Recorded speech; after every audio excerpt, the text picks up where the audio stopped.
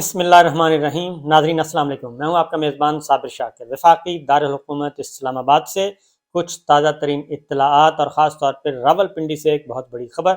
آپ کے ساتھ شیئر کرتے ہیں۔ قرآن مجید میں ہے جی، اللہ تعالیٰ جسے چاہتا ہے عزت دیتا ہے اور جسے چاہتا ہے رسوا کرتا ہے، جسے چاہتا ہے اختیار دیتا ہے، جسے چاہتا ہے اختیار واپس لے لیتا ہے، جسے چاہتا ہے وہ اقتدار دیتا ہے، جسے چاہتا ہے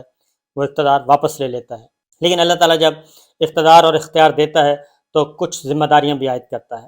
وہ مشروط ہوتی ہیں، وہ بے لگام اقتدار نہیں ہوتا، بے لگام اختیار نہیں ہوتا۔ لیکن بعض انسان جب وہ اختیار اور اقتدار ملتا ہے تو وہ بھول جاتے ہیں کہ یہ اللہ تعالیٰ کی ان کو عنایت ہے اور اللہ تعالیٰ کا نائب ان کو بنایا گیا ہے۔ اللہ تعالیٰ نے اپنے اختیارات کچھ اس کو تفویض کر دیے ہیں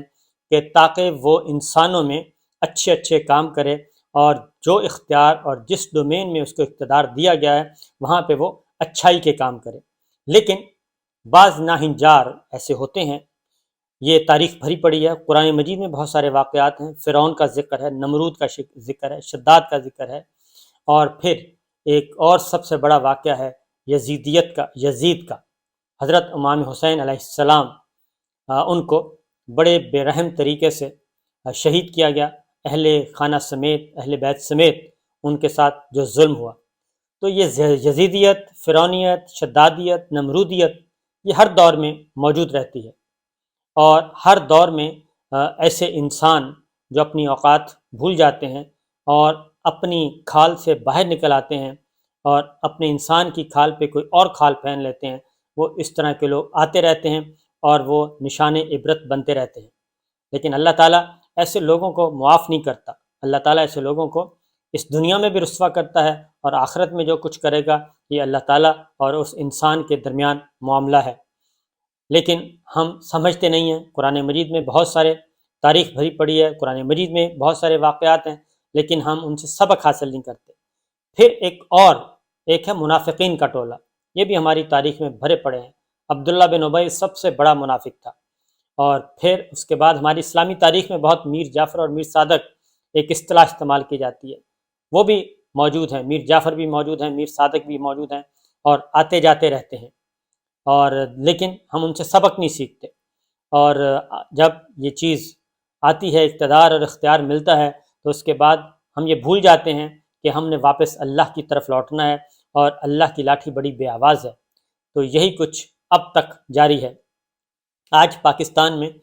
ایک سیاہ دور ختم ہوا ہے، سیاہ دور ختم، ظلم کا دور ختم، بربریت کا، چنگیزیت کا دور ختم ہوا ہے، فاشسٹ اور فاشزم کا دور ختم ہوا ہے، ایک فاشسٹ سوچ ختم ہوئی ہے۔ اللہ کرے یہ فاشسٹ سوچ جو ہے یہ دوبارہ نہ پنپے اور دوبارہ نہ پنپ سکے، اور جو بھی نئے اقتدار اور اختیار اللہ تعالیٰ جن کو سونپ رہا ہے، اللہ تعالیٰ ان کو صحیح راستے پہ چلائے، اور وہ پاکستان کے لیے، پاکستانیوں کے لیے ایک نیک شگون ثابت ہوں، وہ پاکستان میں امن لے کے آئیں، سیاسی استحکام لے کے آئیں، اور پاکستان میں پاکستانیوں کی عزت، جان، مال، آبرو سب کچھ محفوظ رہے۔ کیونکہ پچھلے 3 سال، کم از کم 3 سال اور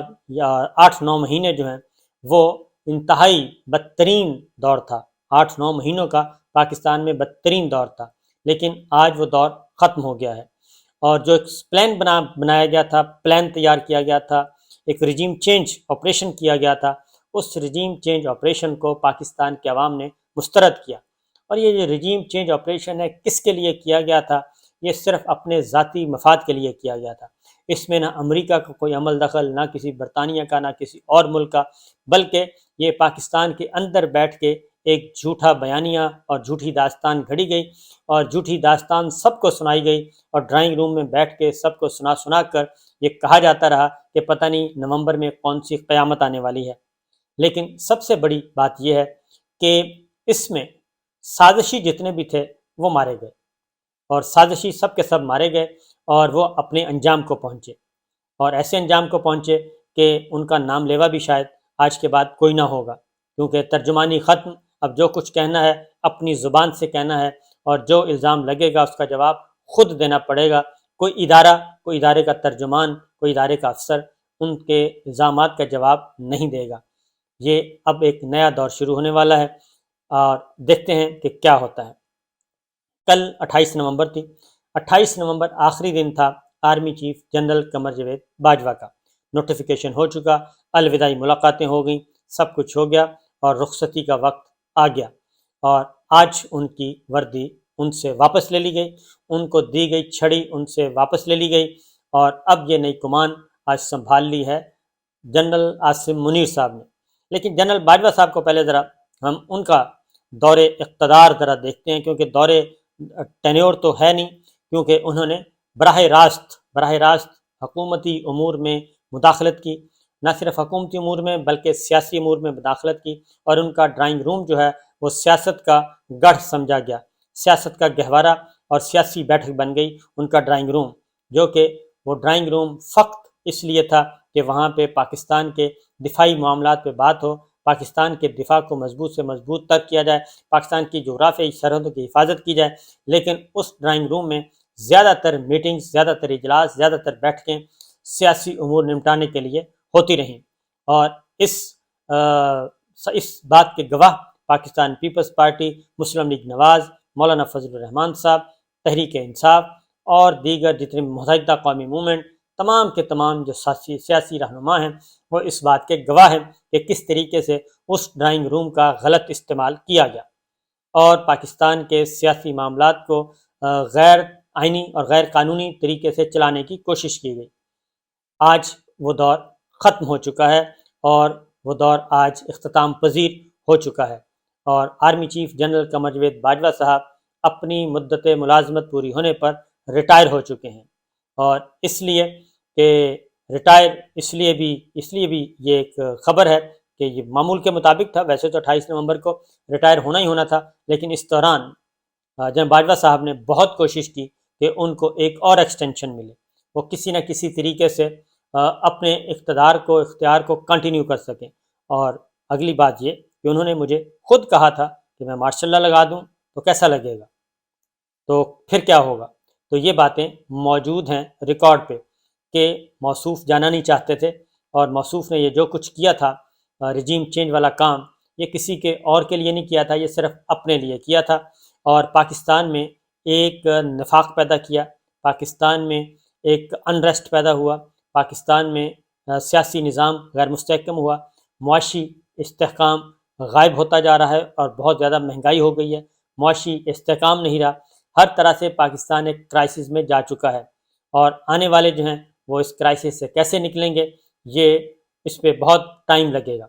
جنرل باجوہ صاحب کے اگر پچھلے 3 سال دیکھیں، 6 سال چھوڑ دیں، 3 سال دیکھیں ایکسٹینشن کے بعد کے اور ایکسٹینشن سے 6 ماہ پہلے کے، تو یہ بات ریکارڈ پر ہے کہ مولانا فضل الرحمان صاحب کو بلا کر کہا گیا تھا کہ دھرنا کرو، مولانا فضل الرحمان صاحب کو بلا کر کہا گیا تھا کہ دھرنا کریں، کیونکہ اس بات کے شواہد موجود ہیں، اور مولانا فضل الرحمان صاحب اسی لیے بعد میں نالاں ہوئے، نواز شریف صاحب اسی لیے بعد میں دھمکیوں پر اتر آئے کہ ان کو بلا کر کہا گیا تھا کہ آپ کریں، باقی سب کچھ ہم کریں گے، لیکن اس کے بعد وہ کچھ نہ ہو سکا جو مولانا فضل الرحمان صاحب سے وعدہ کیا گیا تھا، جو مولانا کہتے رہے کہ مجھے امانت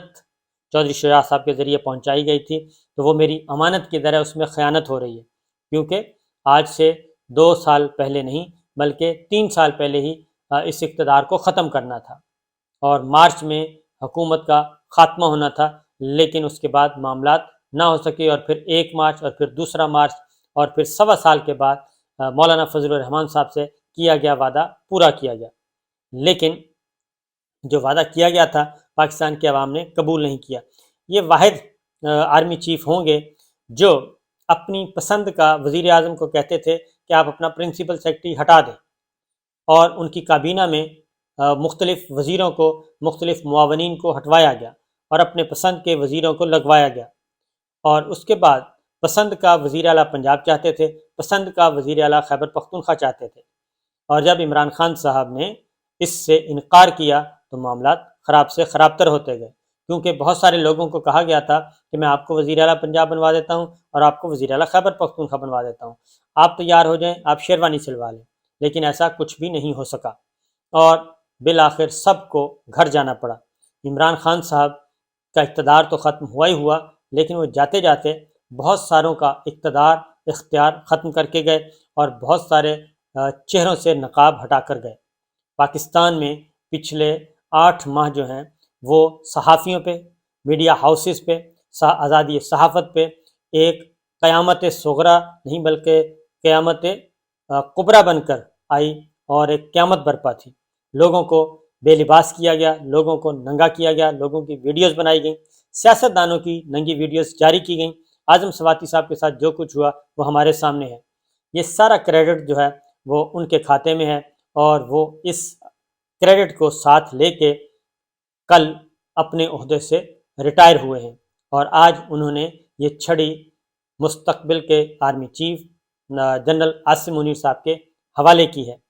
اور جاتے جاتے آخری دنوں میں بھی اعظم سواتی صاحب پہ درجنوں مقدمات کیے گئے، اور وہ اس وقت جیل میں ہیں۔ تو یہ ساری چیزیں ہیں۔ ڈاکٹر شہباز گل کا معاملہ بھی ذہن میں آیا، سیاسی مخالفین کو عمران خان صاحب پہ قاتلانہ حملہ ہوا، اور سب سے بڑھ کر شہید ارشد شریف کا قتل ہوا بر اعظم افریقہ میں، تیسرے بر اعظم افریقہ میں ان کی ٹارگٹ کلنگ کی گئی۔ ان کا ابھی تک سراغ نہیں مل سکا، تحقیقات جاری ہیں، تحقیقات ہو رہی ہیں، لیکن ان کا سراغ ابھی تک نہیں مل سکا۔ شہید ارشد شریف کو مجبور کیا گیا کہ وہ پاکستان چھوڑ جائیں۔ شہید ارشد شریف کا دبئی تک پیچھا کیا گیا، اور اس کے بعد کینیا میں وہ اللہ کو پیارے ہو گئے اور ان کو ٹارگٹ کر کے مارا گیا۔ یہ پچھلے 8 مہینے کی پوری ایک داستان ہے، ایک انتہائی غم زدہ داستان۔ تو یہ سب کچھ ہوتا رہا۔ تو باجوہ صاحب کی لیگیسی میں کیا ہے؟ لیگیسی میں باجوہ صاحب کی کچھ بھی نہیں ہے، سوائے اس کے کہ آپ سوشل میڈیا دیکھ لیں، ڈیجیٹل میڈیا دیکھ لیں، کیا ٹرینڈ چل رہا ہے۔ وہ کس شان سے آئے تھے اور کس بے توقیری سے ان کو جانا پڑا۔ مٹھائیاں تقسیم کی گئیں، ساری رات مٹھائیاں تقسیم ہوتی رہیں، اور مغرب کے بعد ہی لوگ سڑکوں پہ نکلنا شروع ہو گئے تھے۔ چراغاں کیا گیا اور مٹھائیاں تقسیم کی گئیں، ہلہ گلا کیا گیا، خوشی کے شادیانے بجائے گئے۔ یہ رخصتی کے وقت ہوا، اور ایک زمانہ تھا کہ جب پاکستان کی فوج اگر اقتدار پہ قابض ہوتی تھی تو مٹھائیاں تقسیم کی جاتی تھیں۔ آج جانے پہ مٹھائیاں تقسیم ہو رہی ہیں، ریٹائرمنٹ پہ تقسیم ہو رہی ہیں مٹھائیاں۔ تو افواج پاکستان کو پچھلے 3 سالوں میں شدید ترین نقصان پہنچا۔ پاکستان کے اداروں کو اور مسلح افواج کو خاص طور پہ، اور اس دوران بہت زیادہ اندر خانے کسن مکہ چلتا رہا، اور آخری یہ جو کچھ ہوا پچھلے 8 ماہ سے ہو رہا ہے، کبھی عمران ریاض پہ الزام، کبھی جمیل فاروقی پہ الزام، کبھی اعظم سواتی پہ الزام، کبھی ڈاکٹر شہباز گل پہ الزام، کبھی سمیع ابراہیم پہ، کبھی شہید ارشد شریف پہ، کبھی صابر شاہ پہ، کبھی ڈاکٹر معید پہ، کبھی اعجاز امیر صاحب پہ، یہ سب کے سب کیے گئے، کبھی ARY اور کبھی بول الزامات ان پہ عائد کیے گئے، جبکہ یہ لڑائی تھی آپ کی اپنی 2-3 بندوں کی لڑائی تھی، اور 2-3 بندوں کی لڑائی میں باقی سب کو ذبح کیا گیا۔ اس لیے تاریخ ہمیشہ یہ دور یاد رکھے گی، اور ہماری دعا ہے کہ اللہ تعالیٰ پاکستان کو ایسے بدترین دور سے مستقبل میں ہمیشہ کے لیے محفوظ رکھے۔ اجازت دیجیے، اللہ حافظ۔